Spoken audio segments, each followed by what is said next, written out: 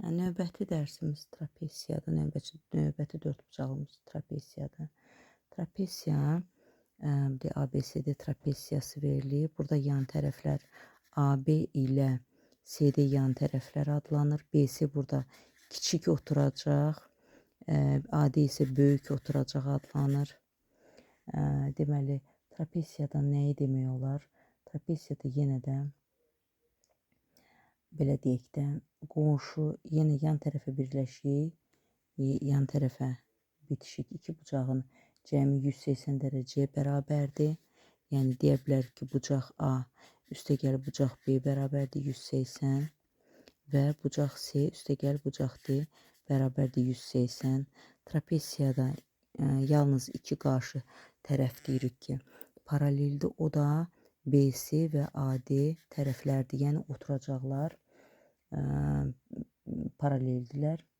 Sonra trapesiya əgər müxtəlif tərəfli trapesiyadırsa, məsəl üçün belə bir trapesiya verilibsə, A ya da buna deyək A, B tərəflər C və D, yan tərəflər C və D. Onda perimetr bərabər olacaq A üstəgəl B üstəgəl C üstəgəl D. Amma bəzən düzbucaqlı, bərabər yanlı trapesiyalarda qarşımıza çıxır. Yəni ola bilər. Sonra trapesiyanın orta xətti anlayışı var. Onlardan bir balaca məlumat verək. Trapesiyanın orta xətti, onun bu oturacaqları AB deyək. Buna da deyək məsəl üçün M. Trapesiyanın orta xətti onun yan tərəflərinin ortasını birləşdirir. Mütləq yəni ortasını birləşdirməlidir. Yəni bu hissə bu hissəyə, bu hissə bu hissəyə bərabər olmalıdır. Trapesiyanın orta xətti mütləq o kiçik oturacağa da, böyük oturacağa da paralel olmalıdır və trapesiyanın orta xətti oturacaqların cəminin yarısına bərabərdir deyirik. M bərabər olacaq A üstəgəl B bölünsün 2. Sonra trapesiyanın orta xəttinə aid bir-iki dənə düstur var. Məsəl üçün belə bir şey deyə bilərik ki, trapesiyanın orta xətti verilibsə, yəni ki, əgər bu orta xətdirsə, belə qeyd edək ki, bunlar bir-birinə bərabərdir.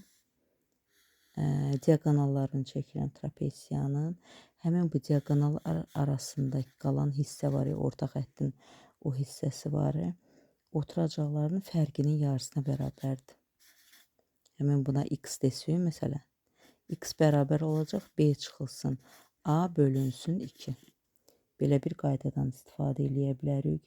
Sonra trapesiyanın diaqonalı ilə tərəfləri arasında əlaqə düsturu yazarıq ki, bunlarda deyək ki, D1, D2 diaqonalı deyirik. Onda yazarıq ki, D1, D2-nin kvadratı bərabərdir. Yan tərəflərin kvadratları cəmi üstəgəl oturacaqların hansının 2 misli. Belə bir qayda deyə bilərik trapesiya üçün. Sonra əgərləri trapesiyanın diaqonalları nədir? Perpendikulardırsa, onda trapesiyanın diaqonallarının kvadratları cəmi bərabər olacaq onun oturacaqları cəminin kvadratına.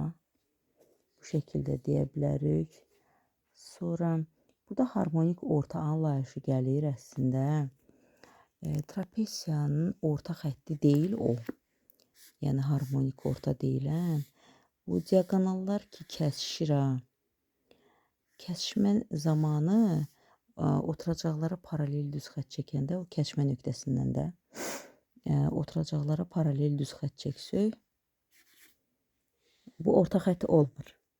Həmin bu xətt harmonik orta adlanır.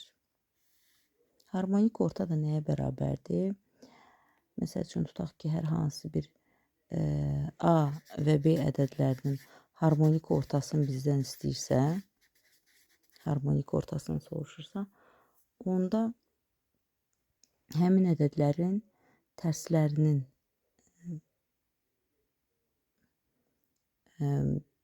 bu cür uzun uzadı demək, deyək ki, hasilin 2 mislinin cəminə nisbətini deyir yəni. Burada da elə bu düz xətt var. Deyək ki, bu L düz xəttidir. Həmin L düz xətti elə oturacaqların harmonik ortasıdır deyənə. Deyəcək ki, oturacaqların hasilinin 2 misli ilə onların hasilin 2 mislinin cəminə nisbətinə bərabərdir yəni. Yəni bu şəkildə demək olar ona. Sonra bəzi şeylər yaddan çıxır elə bil. Sonra burada belə bir şey var. Trapesiyanın əgərləri diaqonalları perpendikulyar olarsa, onda trapesiyanın orta xətti ilə hündürlüyü bir-birinə bərabərdir. Əgər məsəl üçün bu hündürlük kör bucaq təpəsindən böyük oturacağa çəkilmiş parçadır. H deyək ona. H deyək. Orta xətt isə indi orta xətti o haqda danışdıq M-dir. M H-a bərabər olmalıdır. Əgərləri diaqonallar perpendikulyardırsa. Bir də belə bir şey var. Əgərləri trapesiya bərabər yanlı olarsa, yan tərəflər bərabər olarsa, trapesiyanın bərabər yanlı trapesiya olarsa, buradakı hündürlüyün kvadratı oturacaqların hasilinə bərabərdir. Belə bir düstur var. Bu qədər.